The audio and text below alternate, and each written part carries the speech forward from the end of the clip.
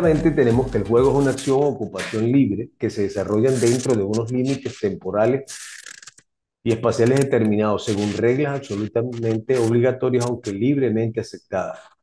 Eh, en el transcurso de esta clase vamos a tocar todos los tópicos correspondientes a los juegos. Muchas veces no entendemos que es un juego, que es un deporte, cuando el deporte eh, se transforma en juego y cuando el juego realmente es un deporte como tal. Entonces es importante tener presente esto. El, el juego de por sí abarca todas las actividades físicas del individuo, las actividades recreativas, una tendencia corporal cuando se desarrolla de manera planificada. Recuerden que hoy en día la recreación forma parte de por sí de la vida del ser humano y es entendible que esto nos conlleva a una socialización. Esto contribuye al mejoramiento de la salud y por ende en su bienestar social, que sería lo que realmente es la recreación. Nosotros podemos hacer recreación al aire libre, podemos hacer recreación en alguna etapa o espacio físico que tengamos, ¿verdad? Con diferentes maneras. Si nosotros nos vamos a una montaña y allí tratamos de elevar una cometa, un papagayo, ¿verdad? Estaríamos haciendo un aspecto recreativo, pero también haríamos un aspecto de salud en vista de que recorreríamos para subir a esa montaña.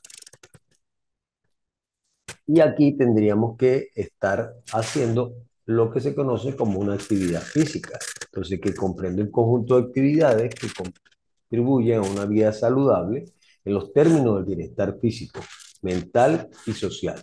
De acuerdo con la UNESCO, en el año 2015, la actividad física hace referencia a cualquier movimiento corporal del individuo que requiera un gasto de energía. Dentro de estas actividades, además de la educación física y el deporte. Y podemos tener todas las actividades realizadas al aire libre en un gimnasio son llamadas actividades físicas. La educación deportiva se orienta hacia la enseñanza, aprendizaje de los fundamentos teóricos prácticos de las actividades deportivas. En estos términos, comprende la preparación física del individuo para la ejecución de la práctica deportiva y por ende implica la utilización de algunos aspectos relacionados con el deporte como la iniciación y el entrenamiento deportivo, el juego con fines deportivos, la competición deportiva, entre otros. Para todo practicante de un deporte con vía competitiva tiene que haber una preparación física. Es uno de los componentes que de alguna manera tenemos que tener presente de realizar. Existen una gran cantidad, un sinnúmero de deportistas que no les gusta la preparación física. Ellos tienen que ir necesariamente es a la actividad deportiva porque si no, no se encuentran bien. Y eso hoy en día no ha dado mucho que hacer. Si no pudiésemos eh, hablar de Cristiano Ronaldo, la preparación física que tiene para que a sus 39 años siga siendo una figura. O a Messi, que a sus 36 años pueda seguir tomado en cuenta con la selección argentina para ir a unos Juegos Olímpicos. La pedagogía deportiva es una ciencia que estudia las relaciones establecidas entre las actividades físicas desarrolladas en las instituciones educativas y la educación como tal, a partir de las cuales se formulan las bases teóricas que orientan la práctica deportiva del deporte escolar como medio determinante para el desarrollo integral del individuo. Si nosotros estudiásemos el término pedagogía, nosotros diríamos que viene de la palabra paidagogía, una palabra griega en la cual significaba paidon, niño, y agogos significa forma de conducir. Entonces yo diría que la pedagogía es la forma de conducir al niño. En sentido estricto, era la persona encargada de llevar de la mano a los niños por extensión. Eso es lo que nosotros hablamos de lo que es la pedagogía hoy en día. Hablaríamos ahora del ejercicio físico, que es la actividad que contribuye con la mejora y el mantenimiento de la actitud física y la salud de cada persona. El ejercicio físico se realiza por razones diversas, como fortalecimiento muscular, mejora del sistema cardiovascular y desarrollo de las habilidades atléticas. Muchas personas hablan de la parte post-pandémica, cómo se ha diseminado la actividad física como tal, el ejercicio físico, ¿verdad? Por la mejora que existe en su formación cardiovascular y el fortalecimiento muscular. Ahí podemos ver las capacidades que podemos desarrollar en las diferentes accionar dentro del mundo deportivo, dentro de la actividad física, con uno, con un balón, con pesas, con una cuerda, con un aro, con cualquier implemento que nosotros podamos tener, vamos a hacer un desarrollo de habilidades atléticas. El entrenamiento físico consiste en ejecutar una serie de ejercicios previamente establecidos para desarrollar un conjunto de habilidades que contribuye con el mejoramiento de las condiciones físicas del individuo. Si nosotros volviéramos atrás en lo que son las condiciones físicas del individuo, estaríamos en que es el desarrollo o mantenimiento de las capacidades físicas motrices que de alguna manera se forman en, en ciertas etapas de la vida. Por ejemplo, nosotros podemos decir que la flexibilidad que se va perdiendo con la edad es necesario mantenerla mediante que un trabajo que sea muy bien concadenado con lo que se lleve. Si nosotros vamos a desarrollar la fuerza de un individuo, es necesario hacerle entender que si sin flexibilidad no puede haber el desarrollo de la masa muscular. Entonces, todo va concadenado de alguna u otra manera, teniendo siempre presente que la primera capacidad física que nosotros tenemos que tratar de mantener y desarrollar es la fuerza. ¿Por qué? Sin fuerza no hay cómo levantarse de la cama, sin fuerza no hay cómo cepillarse los dientes, sin fuerza no hay cómo hacer el tracto motor. Entonces es imprescindible. Y de alguna manera, si vamos a desarrollar la fuerza desde otro punto de vista, los segmentos musculares que podamos desarrollar, bien sea del tren superior o del tren inferior, tenemos que tener presente siempre que debemos realizar los ejercicios de elongación muscular y movilidad articular.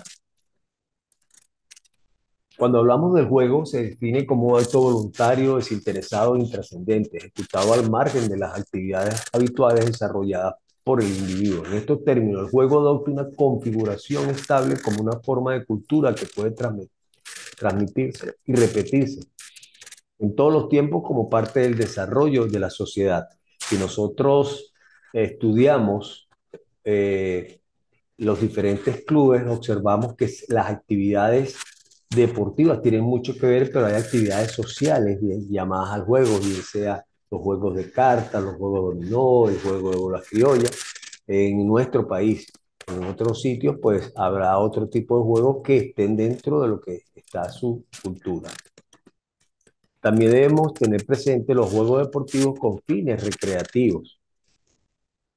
Consiste en la práctica de ejercicios deportivos que han sido reglamentados por las autoridades deportivas respectivas, cuyo objetivo se centra en los aspectos recreativos como, por ejemplo, el juego de baloncesto, béisbol, fútbol, voleibol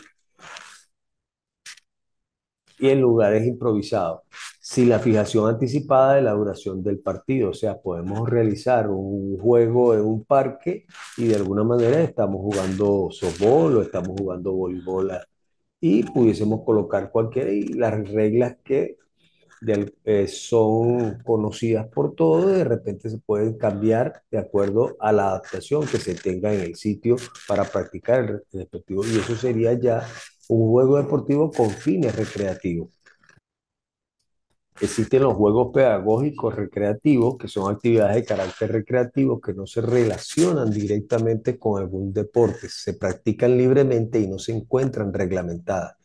En el campo de la educación física, los juegos recreativos pueden orientarse hacia la motivación de los estudiantes para el desarrollo de una actividad física, la integración de los alumnos al grupo, la socialización de los estudiantes, entre otras.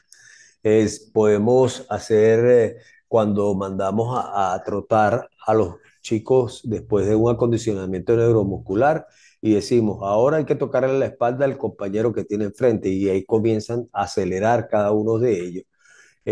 Luego, colocamos un pañuelo de cada uno y hay que quitarle el pañuelo, hacer una confrontación sin llegar a toparse o hacerlo de una manera ruda.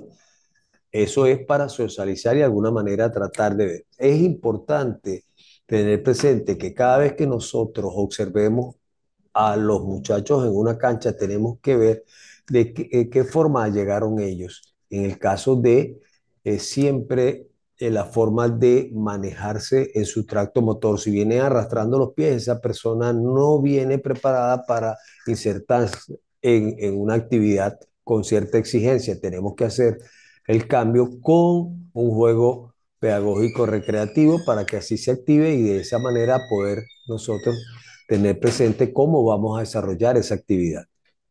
Podemos tener presente también, de acuerdo a las edades, cómo podemos realizar los juegos pedagógicos recreativos. Por ejemplo, si nosotros tenemos los bancos suecos, podemos hacer el caso de transportar a una amiga o un amigo sobre el banco, con ayuda y sin ayuda, de manera tal de que podamos establecer qué es lo que el objetivo a lograr, bien sea el equilibrio de la persona en el banco, sin ayuda, o la habilidad de poder desplazar cualquier tipo de balón también sobre ese banco sueco. Pudiésemos hacer un trabajo de fuerza cuando una persona se toma la forma de carretilla y va desplazando, ¿verdad?, con las manos sin tocar el banco. De esa manera, pues se hace un trabajo de fortalecimiento del tren superior. A partir de los 7 años podemos tener también otro tipo, incrementar un poco la dificultad que podemos llevar en cuanto al desarrollo en el banco, ya que estamos al banco y del equilibrio. Pudiésemos tomar dos niños con un balón y tratar de pasar uno con otro, de qué forma pudiésemos pasar sin tumbarlo, sino simplemente con la habilidad de poder tener un espacio muy próximo para poder llegar al otro lado del banco. ¿A qué, ¿A qué llamamos nosotros juegos didácticos? Son juegos y actividades que se utilizan como técnica de enseñanza para fomentar o estimular algún tipo de aprendizaje en los niños. Su objetivo es que los niños aprendan conocimientos, habilidades motrices y sociales de manera simple y lúdica. Ahí les estoy dejando una página, un link donde pudiesen ustedes tener un poquito más de referencia de juegos didácticos.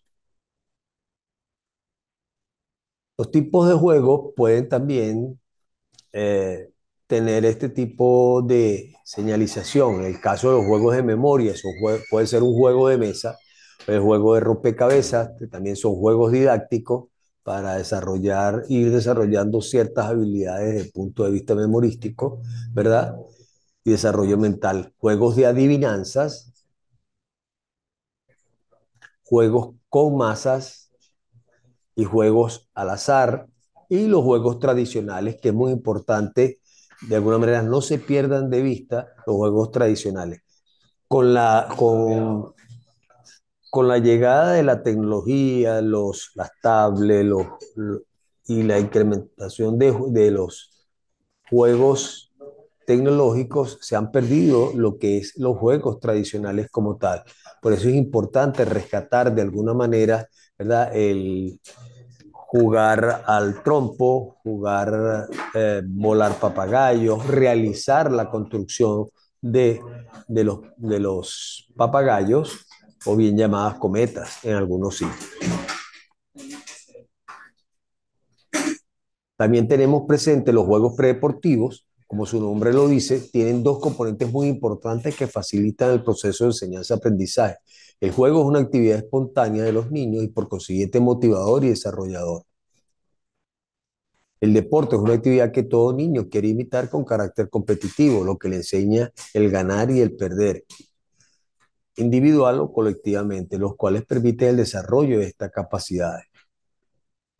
Tenemos que tener presente en los juegos predeportivos su estructura, contenido y propósito para poder realmente estar en consonancia con lo que se requiere o con los objetivos requeridos. Las características que presentan los juegos predeportivos permiten la evolución del contenido del aprendizaje social, ya que mediante los juegos predeportivos se van adaptando progresivamente a las reglas, lo que hace el jugador que adopte nuevas destrezas y respete las normas establecidas y haga prevalecer los intereses del grupo por encima de los personales. Hay personas que en las llamadas caimaneras, ¿verdad?, no respetan las normas establecidas porque es una caimanera y no debiera ser así. Ese tipo de juegos debe tener una reglamentación que se adapte para la socialización de los que hacen esa práctica deportiva. Si nosotros utilizamos los juegos deportivos como avance en cada una o desarrollo en cada una de las habilidades motrices, vamos a ver el desarrollo mucho más fácil con el juego predeportivo que llevándolo de una vez a la exigencia. Por ejemplo, en el caso de la plometría o de los multisaltos, para ir desarrollando la multilateralidad de los practicantes. Los objetivos de los juegos predeportivos también es dominar las capacidades motrices e integración de los elementos técnicos a ellos, como ya lo hemos dicho en el caso de poder ir desarrollando los multisaltos. Ejecutar los elementos técnicos y atender a la eficacia del movimiento. Si vamos a la parte del béisbol, nosotros pudiésemos hacer toques con una pelota más pequeña, por eso, o ir desarrollando la habilidad del bateo a través de aquellos juegos que se han perdido, como el juego de la chapita o batear los granos. Eso es una de las maneras de poder ir desarrollando, ¿verdad?, las habilidades o destrezas del bateo en el béisbol. Iniciar el aprendizaje técnico-táctico del deporte como tal, utilizando un balón, utilizando una multiplicidad de material que se consigue hoy en día de manera reciclable que podemos llevar al campo deportivo para ir desarrollando esa, esos elementos.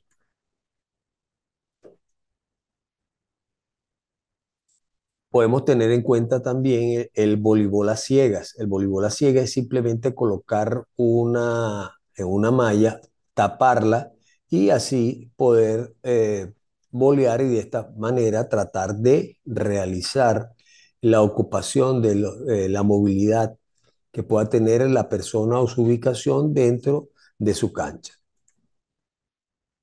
Conocer lo básico de las reglas del deporte es otra de las factibilidades que podemos conseguir con los juegos predeportivos.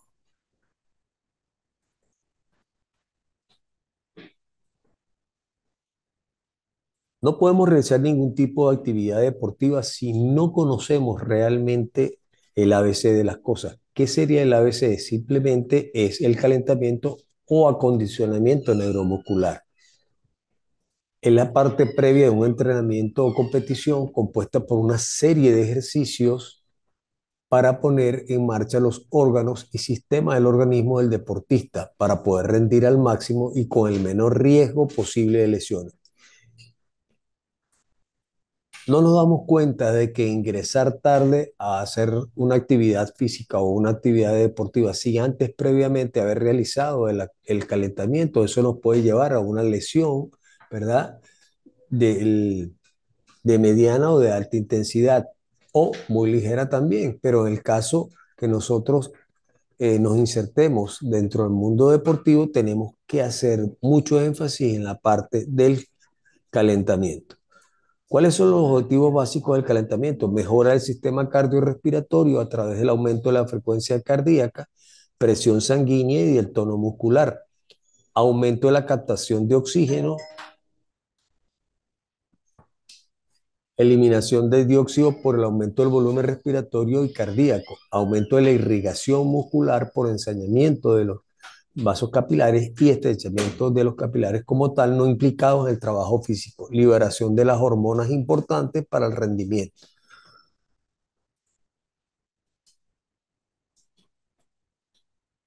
Mejora de la contracción muscular a través del aumento de la temperatura, aumento de la irrigación sanguínea, disminución de las resistencias elásticas y viscosas y sensibilización de la actividad de los usos musculares. Mejora el sistema capsular, ligamentoso y cartilaginoso a través de la mejora de las condiciones de nutrición, engrosamiento de los cartílagos que recubren las articulaciones. Mejora del sistema nervioso a través de mejorar el proceso de percepción y transmisión de los estímulos. Mejora de la capacidad de reacción y coordinación. Mejora del estado psicológico a través de la regulación de la excitación y al inicio de la competición y estado de alteración e inhibición psicológica. Es importante, esto se llamaría, se conoce como el prearranque. Siempre que una persona vaya a competir, tiene que hacer un prearranque, una adaptación psíquica y física para poder estar apto en la competencia. Es importante tener también presente que el calentamiento, ¿por qué se realiza? Muchas veces damos a una persona que dirija, damos la potestad a una persona que dirige el calentamiento y resulta ser que la persona no logra los objetivos concernientes al, al, a lo que se conoce como la tonicidad muscular. Recuerden que el músculo necesita conseguir una tonicidad muscular entre 8 y 12 segundos. No podemos decirle a una persona 1, 2, 3, 4, 5, 6, 7, 8, 9, 10, 11, 12. No, tenemos que hacerlo. Si en este caso que existe una elongación, dejarlo los segundos correspondientes. Si nosotros marcamos una pauta de 10 segundos, tiene que ser de la forma siguiente. 1, 2, 3, 4. De esta manera es el segundo lo que se quiere, porque es allí. Y el calentamiento no debe ser menor de 8 minutos, ¿verdad? Y no un máximo, siempre que se hable de un calentamiento general, de 15 minutos, donde se debe obtener toda la tonicidad muscular en pomo mínimo, tanto del tren superior como del tren inferior, los diferentes segmentos musculares.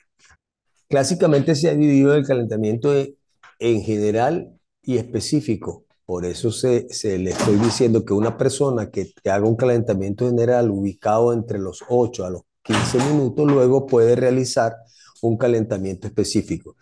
En el caso de que nosotros vayamos a enseñar el cabeceo en el fútbol, nosotros tendríamos que hacer un acondicionamiento neuromuscular general y luego tendríamos que hacer un calentamiento específico de los músculos intervinientes para la realización de, de ese gesto técnico. Entonces es importante tener presente esto para evitar una posible lesión o una baja del atleta o del participante en cualquier actividad física o deportiva. Es indudable que nosotros tengamos presente que el calentamiento o acondicionamiento neuromuscular viene dado por la siguiente estructura. Siempre va a existir la elongación y la movilidad articular. La elongación tiene que ser bien sea dinámica o estática. La dinámica viene dado por todo lo que es la balística. ¿Qué podemos nosotros entender como balística? El caso de lo que hacen los bailarines, ¿verdad? Que hacen elongaciones del tren superior agarrados de una barra o la base pendular o abducción o separación de las piernas, ¿verdad? En puntas para poder eh, tener una mejor soltura en cuanto a su aspecto específico que sería el baile. Cuando nosotros hablamos de una elongación activa, estática activa es cuando nosotros caminamos y vamos estirando. Si no, lo hacemos de una manera estática pasiva, donde las personas las colocamos en diferente orden y luego vamos dirigiendo el acondicionamiento por segmentos musculares. A partir de allí podemos también entrar en lo que se conoce como la movilidad articular. Existe otro tipo de elongación muy importante que es el FNP, se llama facilitación neuromuscular propioceptiva, que es aquella que se realiza cuando el entrenador o un rehabilitador trata de insistirle a una persona que no puede realizar cierta elongación con ayuda. Tenemos también el juego como medio de calentamiento. No es soltar una pelota en el caso que queramos realizar un juego con en el fútbol o en el voleibol, ya que debemos tener presente que debe haber un preacondicionamiento para que la persona realice el juego. Básicamente tenemos dos posibilidades de introducir el juego como parte del calentamiento. Una, como parte específica del calentamiento, es decir, que previamente se ha realizado una parte general de 5 a 10 minutos de estiramiento, carrera continua, movilidad articular. Esta fórmula, dado que se comienza el juego con cierto grado de calentamiento, tiene tres ventajas. Uno, puede ser aplicada con mayor seguridad en todas las edades y niveles. Dos, no es tan necesario que el juego cumpla estrictamente las condiciones que se enumeran más adelante. Y tres, los niños cogen el hábito de calentar antes de realizar un ejercicio. Es importante que nosotros tengamos presente la importancia, valga la redundancia, de lo que es el calentamiento o acondicionamiento neuromuscular. Ahora vamos a hablar con respecto al ocio. Siguiendo a Elizalde y Gómez en el año 2010, se entiende como el conjunto de relaciones dialógicas que establece voluntariamente el individuo en otros campos distintos al laboral, como el deporte, la política, la economía, el lenguaje, la salud, el arte, la ciencia y la naturaleza, los cuales se configuran como dimensiones fundamentales que el individuo desarrolla como parte de su vida en sociedad. Toda persona hace uso de su tiempo y al hacer el uso de su tiempo en cualquiera de las actividades que esta persona es hacer uso de ese ocio. Para poder dejar algo acá, siempre de alguna manera yo digo que hay que dar gracias a Dios o gracias a quien ustedes quieran. El poder de la gratitud es la llave de la abundancia. Con respecto a esto vamos a realizar dos infografías como unas asignaciones que vienen dadas por explicar brevemente la importancia para el ser humano de el juego, la recreación, la actividad física. Segundo, enuncie de forma escrita las ventajas del juego en el deporte. Esto van a ser estas dos preguntas en la infografía 1 y 2. Y luego enumere de forma escrita 5 juegos tradicionales en Venezuela. Y por último, hacer un resumen de la teoría de la clase del ocio de Thorsten Veblen. Estas dos van a estar en la otra parte de la infografía, o sea que son dos infografías, recordándoles que la pregunta 1 y la pregunta 2 van a ser en la infografía 1 y la 2, perdón, la 3 y la 4 van a estar en la infografía número 2. De todas maneras, esto va a estar explicado en la página una vez hayamos tenido todo lo concerniente a el aspecto de la clase. Una vez subí a la clase a la plataforma, ahí mismo les voy a explicar todo lo concerniente a la tarea y cómo de alguna manera son los lapsos de tiempo en los cuales deben entregar.